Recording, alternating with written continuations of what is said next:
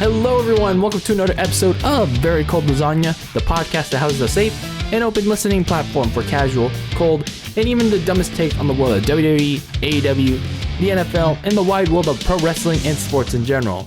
I'm your host, DylanLasagna. Welcome to today's episode number 33. Episode number 33. Today, we got a good show for you all. We got a 2-in-1 review, even though it's late and out of date, but we're going to plow through it. We're going to be reviewing Money in the Bank 2021 and Monday Night Raw from this past Monday, July 19th, 2021. It's a double review, a 2-in-1 review, late and out of date. So it's time to open up that fridge and grab that very cold lasagna for this 2-in-1 review. So, yeah, this past Sunday was Money in the Bank, you know, that themed pay-per-view that has that ladder match for a contract that you can cash in for a world title match on the men's side and a women's title match on the women's side of things. And then obviously on Monday Night Raw, you already know what happened with that. If you saw the results, if you watched it on TV, but if you haven't, you're physically casual like me who spends their Monday nights or their Sunday nights doing whatever they want to do. Good for you. Good for you. I actually, before we get started with today's show, I actually just finished watching the NBA Finals. Game 6 was on tonight at the time I'm recording this, and the Milwaukee Bucks surprisingly won the series 4-2. They won the finals, their first title in 50 years, over the Phoenix Suns. And honestly, I honestly thought the Phoenix Suns were actually going to win it. You know, Chris Paul finally gets his ring. The Phoenix Suns get their first ever NBA title, especially when they went up 2-0 in the series. And I thought the Bucks were going to get swept. But in all honesty, they didn't. Like, once the Bucks started to find their rhythm, and then they eventually tied the series, and they actually won in Phoenix in Game 5. And then tonight, or yesterday, or whenever this you happen to listen to this, on Tuesday, July 20th, when I'm recording this, it's surprising. It was like they never gave up. They never backed down. They had that John Cena mentality, pal. They knew they were able to see John Cena, that never give up attitude. Giannis Antetokounmpo, the Greek Freak, won the Finals MVP with his 50-point performance in Game 6. At the time of this recording, in Game 6. So, yeah, that was kind of surprising. That's pretty surprising. But yeah, I know a lot of you aren't interested in the NBA, especially for you wrestling only fans. But you know, I just wanted to get that off my chest because I just found that pretty surprising. I really found that pretty surprising. So that's my little spiel on some basketball. I might talk about it again in the coming weeks, but for now, we have some wrestling to talk about because obviously Money in the Bank and Raw happened. Before we get started though, we got to plug some stuff as we always do to start today's episodes in each and every episode. So, as always, make sure you subscribe on YouTube, turn on the notification bell so you'll be notified of each and every episode, especially the video episodes that go up on the channel, as well as the exclusive rants, clips that go up on the YouTube channel. And make sure to listen to me when you're on the road driving or taking a dump or in the shower, wherever you are, on Apple Podcasts, Spotify, and Anchor FM.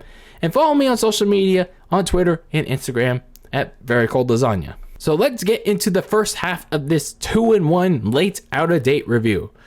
The Money in the Bank 2021 pay-per-view. Honestly, going into this pay-per-view, I had no expectations, like as usual as a wrestling fan in 2021.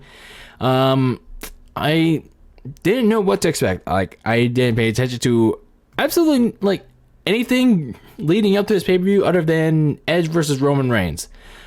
Even that, I was only watching like highlights of that feud, and like even then, I don't even remember like half of the stuff that was going on other than Edge, finishing the trifecta of locking in the assisted crossface with the chair on the Bloodline, Roman Reigns, Jey Uso, and Jimmy Uso, leading up to Money in the Bank. But other than that, that was pretty much the marquee match of the pay-per-view. Yes, Money in the Bank 2021.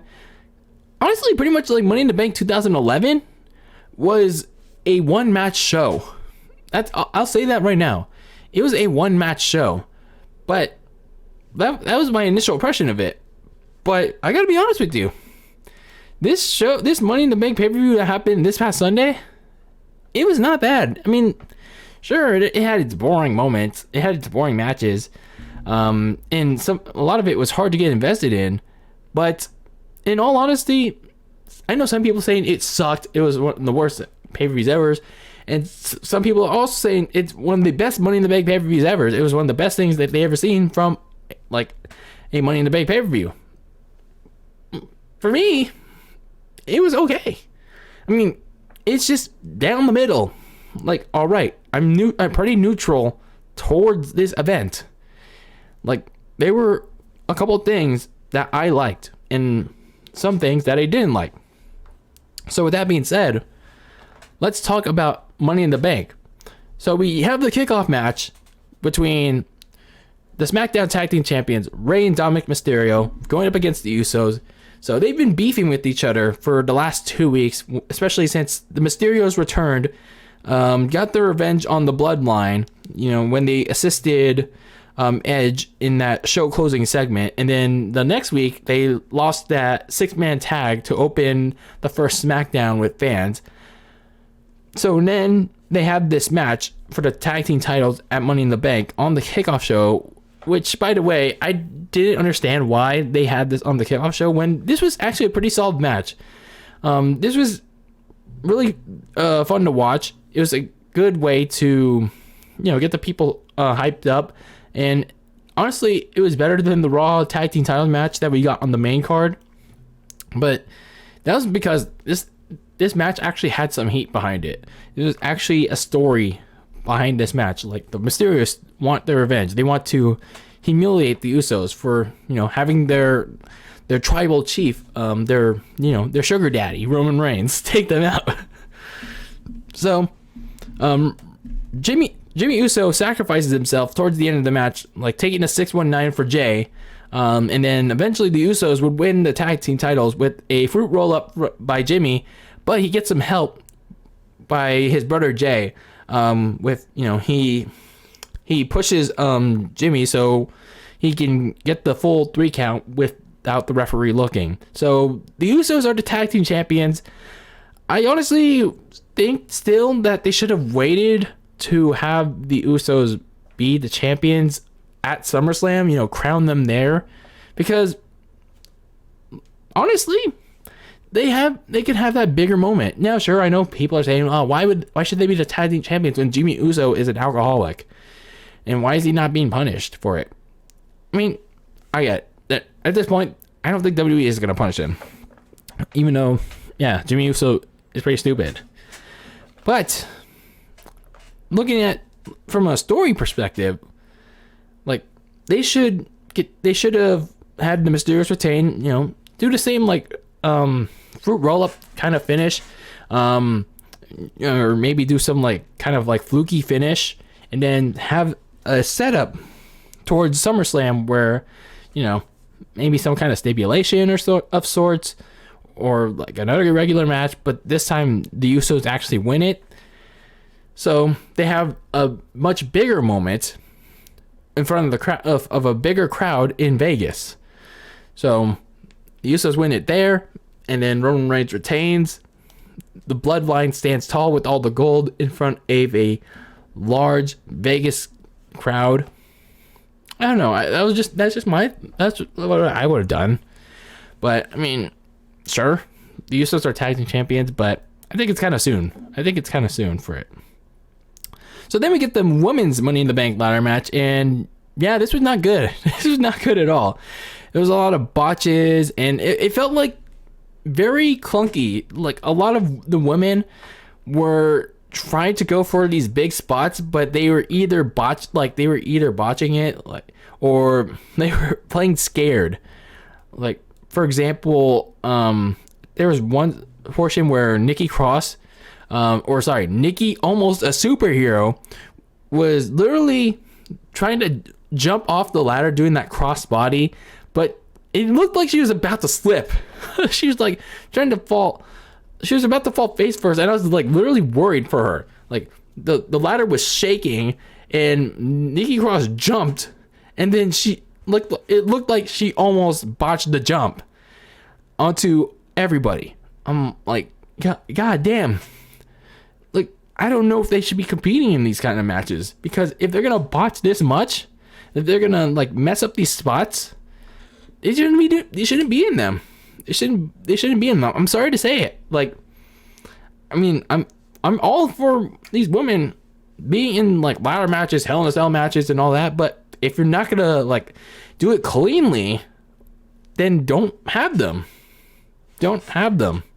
Especially like, you know, if they're gonna get seriously hurt. You know, I'm just concerned for their safety, because look at what happened to Liv Morgan. It looks like there was one point in the match where she took a hard fall, and for the rest of the match she was like limping around, and it's like, I thought she like I don't know, there's something up with her leg. And I'm like, dude, like, are we seriously like being so sloppy with this match right now?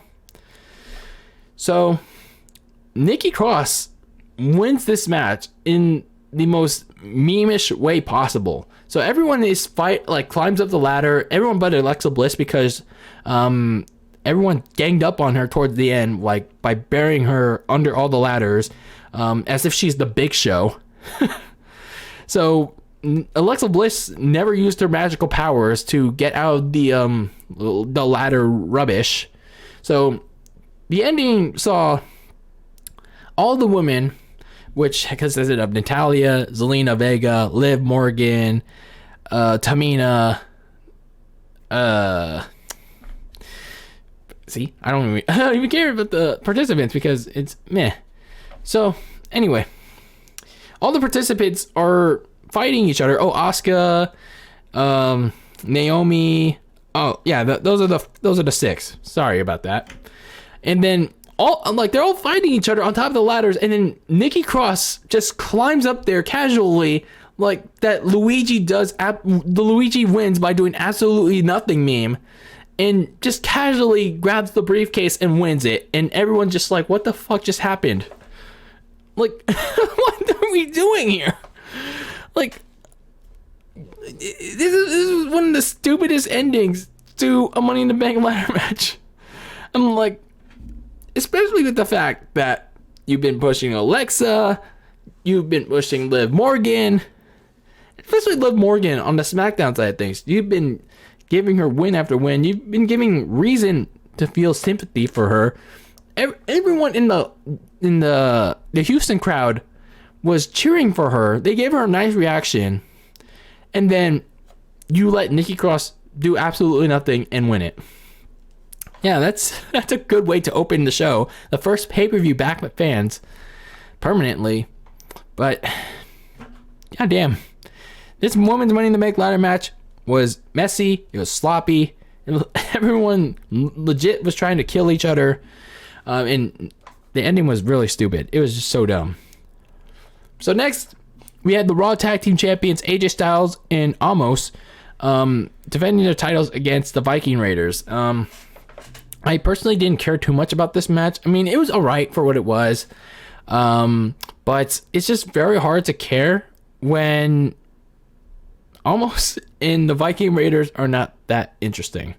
But I mean, I guess Omos did a Khali bomb, so he's kind of like the Great Khali, but you know, I don't want to bring any issues into the cards, but Omos wins it with a Khali bomb, you know, the Great Khali choke slam. And yeah, AJ Styles and Omos retained the Raw Tag Team titles, and apparently they're also having a rematch next week on Raw. So great. So next, we had the WWE Champion Bobby Lashley defend his title against Kofi Kingston. And this match was good. Not in like, oh, this is a 5-star classic like Dave Meltzer. I was like, oh, we gotta like analyze move at the move. We gotta have all these flips and kicks and all that shit. No, the way this match was structured absolutely needed to happen. Now, sure, like I would have personally wanted like Bobby Lashley to completely destroy Kofi Kingston. I know, like, you know, have him squash Kofi in like less than 5 minutes. But I mean, I'll take it. I will take what I got. So Kofi gets some early offense into this match, but like it's kind of like similar to how Brock Lesnar destroyed John Cena at the 2014 SummerSlam. So after Kofi got that offense in, Bobby Lashley absolutely manhandled him. He threw him around the ring, threw him around ringside, and then towards the end, Bobby Lashley put him in the Hurt Lock, but he was so humiliated by Kofi, and as he should, he let Kofi out of the Hurt Lock so he can induce more punishment. So he induced such punishment with 3 Dominators, and then he put Kofi in the Hurt Lock again to retain the WWE title. And that was exactly what I said in my predictions.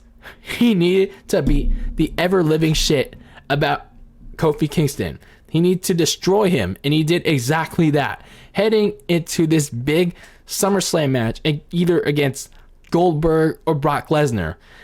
So that was the performance they needed to book with Bobby Lashley, even with the poor build-up where he was losing to Xavier Woods and Kofi. So good job by WWE, I guess. So we'll see what happens when we talk about Monday Night Raw. So after Kofi Kingston, that brony asshole is going back to Jobberville with Xavier Woods and the rest of the main 6, including Twilight Sparkle. So then we had the Raw Women's title match. We had the Raw Women's title match between Rhea Ripley and Charlotte Flair in a match that, for some reason, the crowd was really excited about. I don't know why, but I personally did not care about this match at all. And I know all the hardcore fans were jizzing their pants going, oh shit, look at that technical work rate, John. So Charlotte tried to cheat her way to the Raw Women's title with like a dirty trick by putting her foot on the ropes, but the referee saw it. And then Charlotte almost got the win on multiple occasions with the natural selection from the top rope. Rhea Ripley kicked out. Rhea Ripley tried to win the match with Riptide, but Charlotte kicked out. And then once Rhea tried to get Charlotte back into the ring, Charlotte baited her and put her foot into the steel steps, which was kind of weird considering that Charlotte was not disqualified for kicking Rhea's foot like that's trapped in the steel steps, but yet Rhea Ripley was disqualified for, you know, slamming Charlotte's head into the announce table last month. Like so Charlotte has a lot of favoritism even in storylines on screen now. Wow. So we get back into the ring. Charlotte locks in the figure 8 and Rhea Ripley again taps out. And yeah, welcome to the main roster, Rhea Ripley, where you've come to be buried by the Matthew Stafford of WWE. That's pretty much who Charlotte Flair is at this point. You know, Matt Stat Padford. Yeah. I mean, at this point, like, I honestly care so less about Rhea Ripley anymore. Like, her promos suck. Like, her overall presentation, sucks. And so does Charlotte Flair, Char Robot. You know, both of them look like, both look, talk, and are presented like, Russell Wilson, Pete Carroll-esque, Seattle. I mean, I even skip forward. I even fast forwarded to the next match because I already knew what was gonna happen. Like when Charlotte locked in the figure 4 on Rhea Ripley. It's like, yeah, let's go to the next match, and that's what we're gonna talk about next. The men's Money in the Bank ladder match, which consisted of Drew McIntyre, Matt Riddle, Ricochet, Shinsuke Nakamura, Kevin Owens, Big A, Seth Rollins, some other guy that's on Monday Night Raw that I can't put it on top of my head right now. I don't know why. I'm having a terrible memory right now. So anyway, this was a boring Money in the Bank ladder match. I'm not going to lie to you. At least with the women's Money in the Bank ladder match, there were some things that I could be decent with. I mean, even with all the botches that was there. But with this one, it was boring. But there were one bright spot. There was one bright spot, and I guess that's Drew McIntyre, like, you know, being away from the WWE title scene, and I guess that's a good thing. You know, give him a break from being away from the WWE title. But then you also have to feud with Jinder Mahal, your former 3MB bandmate.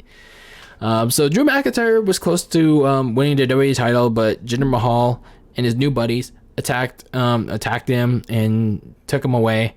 So Kevin Owens was close to winning the match, but Seth Rollins powerbombed him through a ladder, and Big A hit the big ending on Rollins off the ladder, and then he grabbed the contract to win the briefcase. And yeah, this is literally all the best we got with the Money in the Bank contract.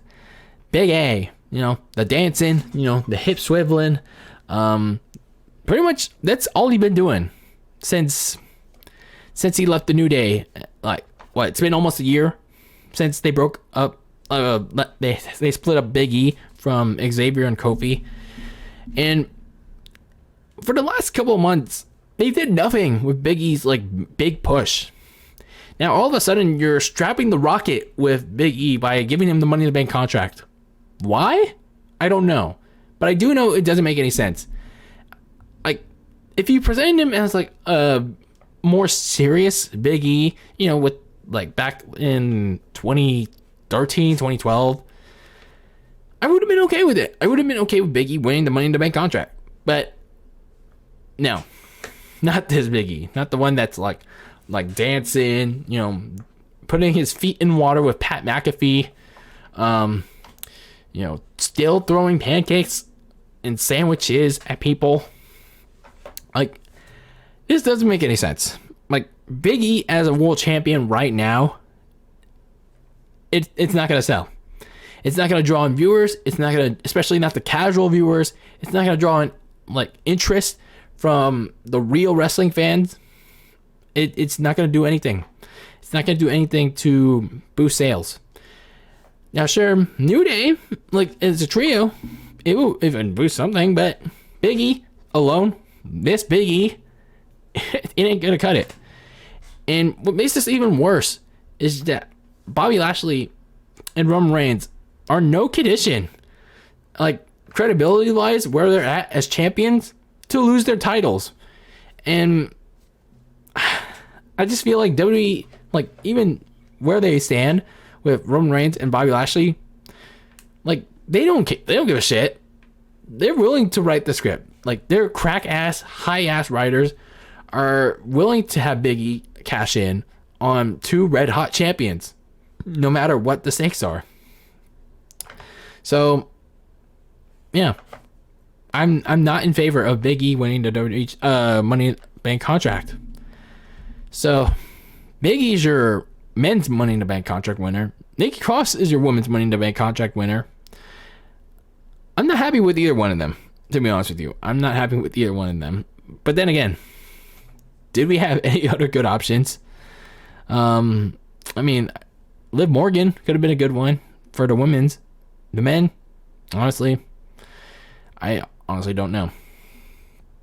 So in the main event, the Universal Champion Roman Reigns defended his title against Edge in the match we should have gotten at WrestleMania, but the freaking asshole yes man Daniel Bryan got involved. I'm not gonna say anything else about that triple threat match because it wasn't the greatest. It was But this is the match we should have gotten at WrestleMania 37 back in April, because this was pretty good. Again, not the greatest of all time, but it was pretty good. I want to say this first. I don't like people comparing this to the 2011 main event between John Cena and CM Punk, because those are clearly two different things. Personally, I like both. What's wrong with liking both? Both had like two clear stories. Both had two clear heels and faces. Well, in the case of 2011, they tried to present Punk as a heel, but yeah, they were in Chicago, Punk's hometown. That failed. But again, yeah, two clear stories, two clear characters. Like you, that's pretty much what you need in a feud and in a match. It has to be explicit. Don't make us guess. Don't make us guess on what the story, who these wrestlers are. Don't make us Google it. So it was pretty slow to start with, kind of like how the 2011 match was between Cena and Punk. A lot of rest holds and all that, but it was pretty much trying to tell that Edge was trying to survive. This was his like first one-on-one match against like a current gen wrestler, and honestly ever. I mean, sure, he faced off against Randy Orton like 2 times, but this was his first one-on-one match with a current main roster wrestler in Roman Reigns. So pretty much he was in survival mode against not just a current gen wrestler, but a new version of Roman Reigns. But he eventually got back into it and he began his rally. And he got close. He tried to hit various moves like the execution. He even used John Cena's STF, which was kind of foreshadowing considering what was going to happen next. Then he used this crossface submission that he's been using. But Reigns was able to get out of all of it. So the action went to the outside once everything started to spiral out of control, because referee Charles Robinson got knocked out with the Superman punch by the impact that Edge got hit with by Roman Reigns. So with the referee knockdown, a lot of chaos ensued. Edge speared Roman Reigns through the barricade, and then once they got back in the ring, the Usos and the Mysterios came down to fight each other all the way to the back.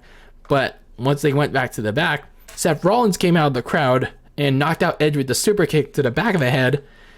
And then once another referee came out, Roman Reigns tried to get the win, but Edge kicked out. And Roman Reigns tried to spear Edge, but Edge speared him back. But Seth Rollins came back out, distracted Edge, and he would get a boot for his troubles. Reigns would spear Edge, get the win, retain the Universal Championship.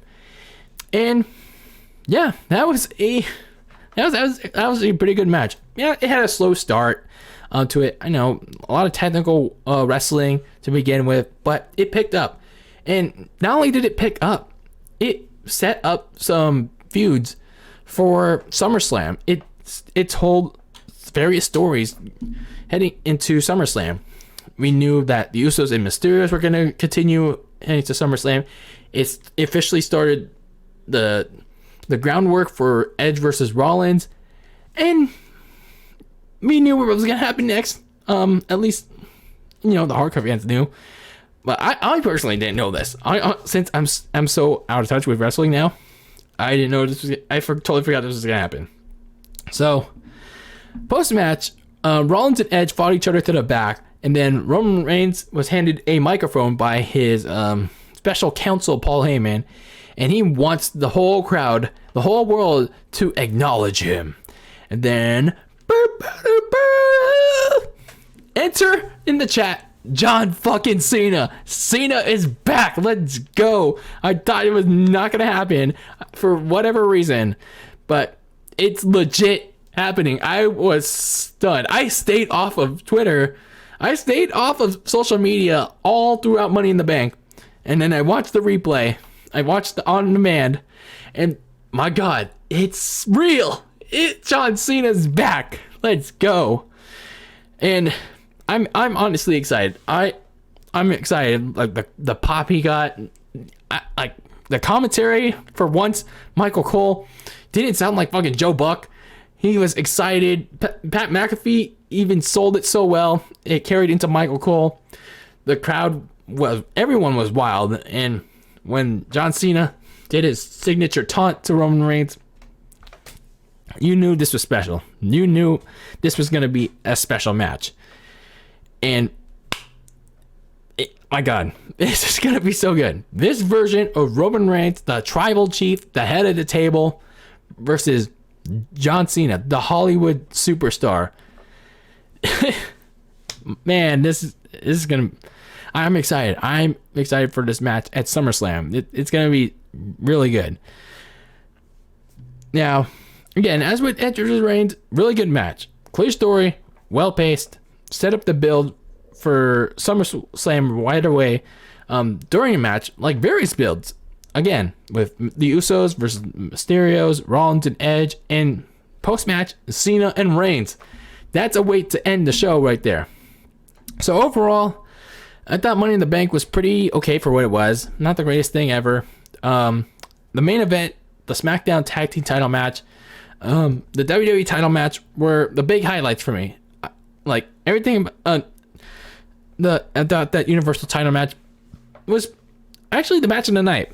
It was pretty good. They did a decent job getting this card ready for SummerSlam in Vegas. It's gonna be packed. I keep looking at Ticketmaster. They keep adding seats, so you know this is gonna be a jam-packed Raiders Stadium, and you know Mark Davis is gonna be happy about that. You know he's gonna be, oh yes, we need all this money, all this stadium money before our first game against the Baltimore Ravens. But anyway, in just one night at Money in the Bank, we know we're going to get Roman Reigns versus John Cena versus the Universal title, Edge versus Seth Rollins, the Usos versus Raymond Dominic Mysterio, Drew McIntyre versus Jinder Mahal. 4 matches for what's likely to be a jam-packed 3 to 4 hour show, which also has, on the other side of Vegas, Manny Pacquiao versus it's a Manny Pacquiao fight, and I'm sorry if I don't know his opponent. But Saturday, August 21st is going to be packed, man. It's going to be packed to the bone. So, for once, I'm actually interested decently in a pay-per-view. So, it's really interesting how they build this up, how they build up SummerSlam. And we start with Monday Night Raw. So, John Cena kicks off Monday Night Raw, and he does his usual Cena-style promo of, I want to hear you get loud. He also does his usual preaching to the fans and his moral standards of hustle, loyalty, and respect. And pretty much after that, all his preaching, he explains why he came back. He came back for the fans, and he specifically came back for Roman Reigns. He was pretty much saying he's tired of this Roman Reigns experience that consisted of an arrogant, self-absorbed asshole that was the head of the table. And he came back for the Universal Championship. And he wants it on August 21st, 2021 in Las Vegas at Allegiant Stadium at SummerSlam. So that all but confirms that this match is going to happen. So this was a good way to start off the show. It got the crowd excited. Gave people reason as to why Cena wanted Roman Reigns and the Universal title. See, even the siren in the background is all hyped up for this matchup. So this feud is going to continue this Friday on SmackDown. This build is going to continue, and I'm really interested to see how Roman Reigns, our tribal chief, our tribal hero, is going to respond. But unfortunately, after all that, verbatim by Cena was ruined by one Matt Shittles, who was also in the Money in the Bank. See, good thing I forgot about him, because Matt Shittles rode down the ring to his shitty scooter and had a bro off with John Cena, which was really cringe. And I still don't understand to this day what's so great about Matt Shittles. All he does is say bro, like Zack Ryder did in his WWE career. And he just adds to the stupidity by, riding around a scooter like he's in kindergarten or in preschool. And during his entrance, when you're watching on TV, he has CGI birds. Like, how does that fit his whatever WWE's trying to present him as? It's so stupid. It's like Matt Riddle's brain is stuck in kindergarten like R-Truth. How stupid. But as for the Cena stuff, good shit, pal. Except for the bro off. So anyway, Matt Riddle and stayed out for a 6-man tag team match versus with the Viking Raiders to take on AJ Styles, Omos, and John Morrison. I didn't care. The crowd didn't care. Riddle and the Raiders won, and yeah, nobody cared. There's gonna be a lot of nobody cares for a lot of this review for Monday Night Raw. So Elias versus Jackson Riker happened in a Symphony of Destruction match. How long have they been feuding? Like, I've seen like results, and for the last couple weeks, this is a constant I've been seeing.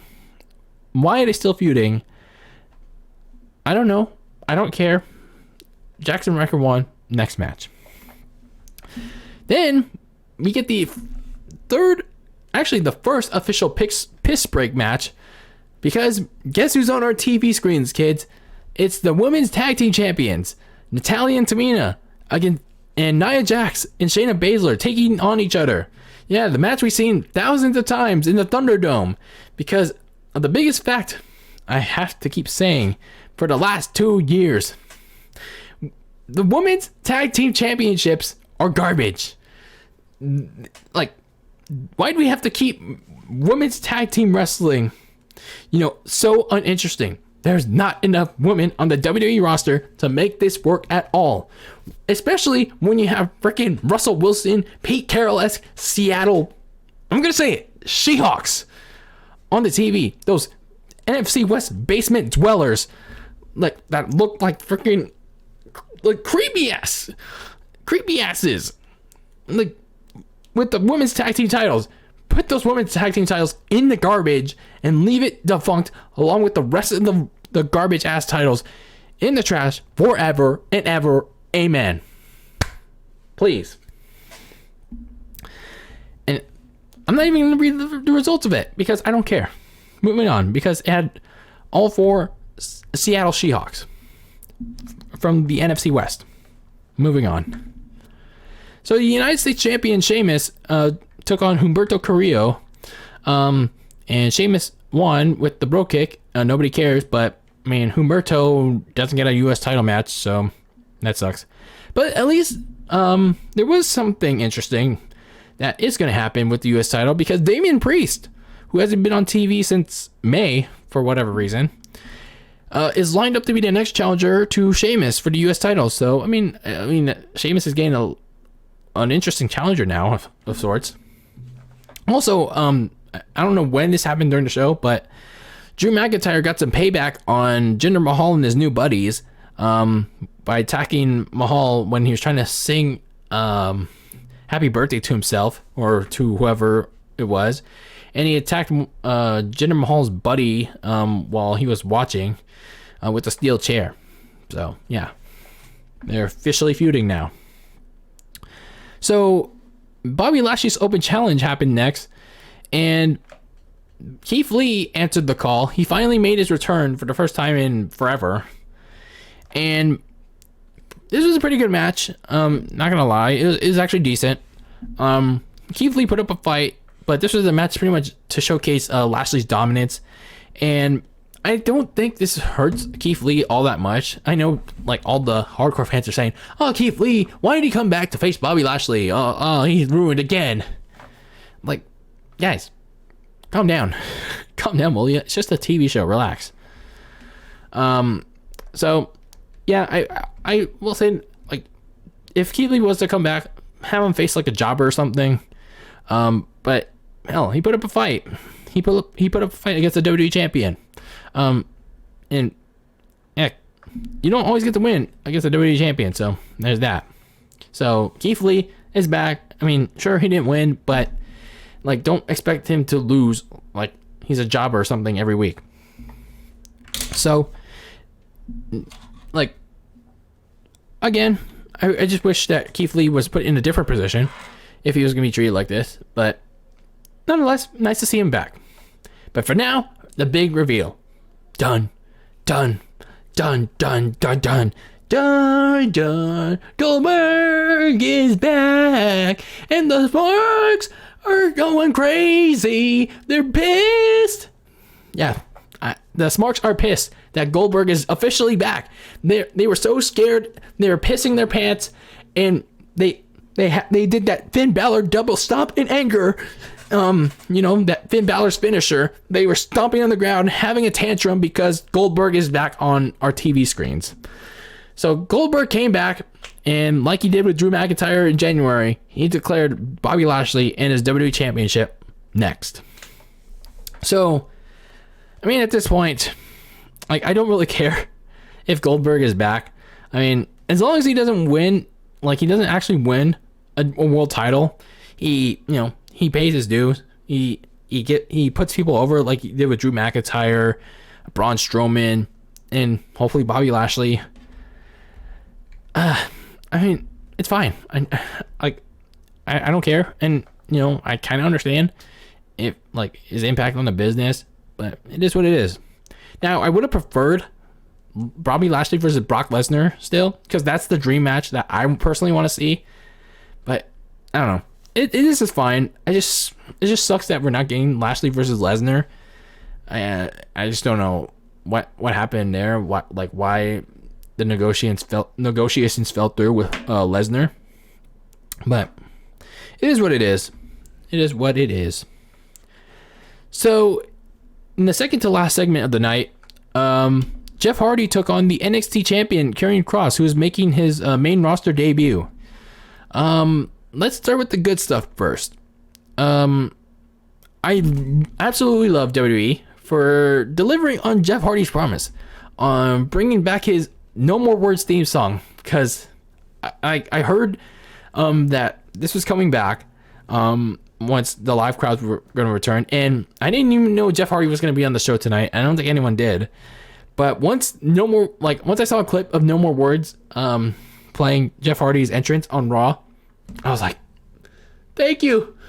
Like, this was one of my favorite theme songs back in the day, and still remains one of my favorite theme songs in wrestling. It's such a banger. It's really so good. It fits Jeff Hardy so well.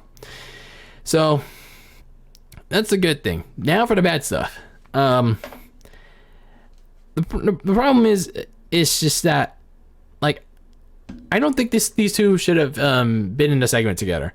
Like, I can see why people are so mad. Why Karrion Kross lost to Jeff Hardy. Now, I like Jeff Hardy.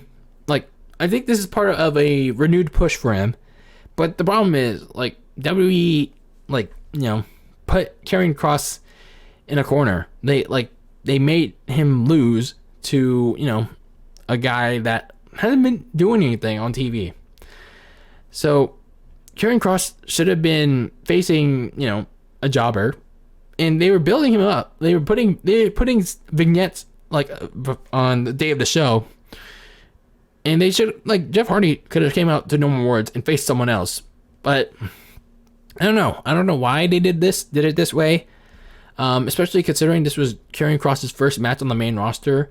But it just hurt Kross a lot here. I mean, sure, he'll bounce back, but I don't know. It's gonna be tough. So what hurt him even more was his overall presentation. Like, it just felt like generic wrestler, creative wrestler, number 100.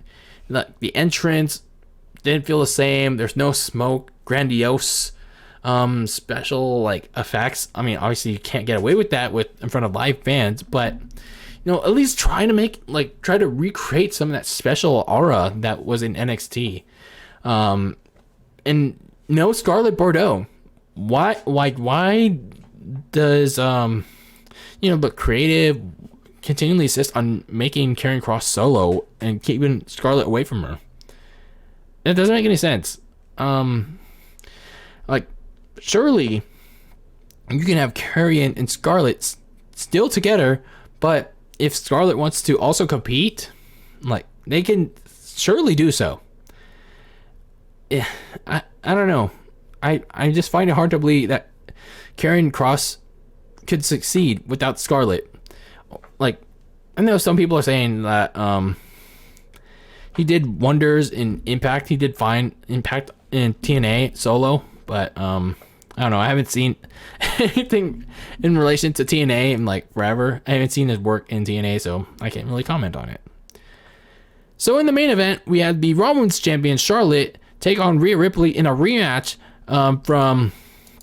from last night, the previous night's Money in the Bank, and yeah, in the rematch between the Seattle basement dwelling NFC West She-Hawks, Charlotte lost by disqualification after she smacked Rhea Ripley with the Raw Women's title. But Rhea Ripley attacked her afterwards, and then, dun dun dun dun, here she comes. It's almost a superhero, Nikki Cross. So out came WWE's resident superhero, almost Nikki Cross, with her Money in the Bank contract, and in just a matter of moments, with a crossbody, she actually managed to win the fucking Raw Women's title. Unbelievable. You can't make this shit up. Nikki Cross, with a superhero gimmick, she made herself. She came up with herself. Actually managed to win the Raw Women's title. How long has she been with this gimmick? For like a month or two now? And then she went all the way with it. Like in just 2 months' time, got the Money in the Bank contract, and just a day later, got the Raw Women's title. Unreal. Unfucking real. Just like with Big E. Like, I think it's too soon. I think it's too soon. It's too soon. For as much as I don't personally like this gimmick, I mean, sure, she's like, her presentation is at least much better than the Russell Wilson, me careless Seattle She-Hawk looking Charlotte and Rhea Ripley and the rest of the Raw Women's division. But like, don't you think it's kind of soon to give the championship to Nikki Cross with this gimmick? Like I feel like it should have been played out a little more. Like you should have, like, I think WWE should have done it at SummerSlam. You know, I don't know. I just feel a little conflicted with this. It felt weird. It felt really weird. And I will say this, though. I will admit that this ending was all right for what it was, especially because everyone thought that Becky Lynch was going to return on Monday night, but she didn't. She didn't return. And you know what? I'm okay if Nikki Cross is going to be the Raw Women's champion, as long as she keeps that stale and repetitive as Pringles chips ass at home with her kid. I mean, why the fuck not? And as long as Nikki Cross remains the champion and Charlotte and Becky aren't, then fine. This almost a superhero thing can be champion. Whatever. So, I don't know. I don't know what's gonna happen with the this storyline. I don't know if Nikki Cross is gonna actually be champion for a while, or if she's gonna drop it to Charlotte before SummerSlam, so she can have that match with Cringy Lynch, or heck, they have a triple threat with Nikki Cross, Rhea Ripley, and Charlotte. I don't know, but that was wild. Like it was like mind-boggling. So overall, Raw sucked as usual. The only good things that were to come out of it was CENA'S promo about Roman Reigns, before Matt Shittles ruined it. And then, Goldberg versus Bobby Lashley being pretty much confirmed. And honestly, that's the one match, one of the matches that, that's going to draw in the real wrestling fans, the casuals, the core fans. And I know it's going to turn away a lot of the hardcore fans, but hey, people want to see big dudes. People want to see big dudes with charisma, personality, character, and a lot of the wrestlers don't cut that today.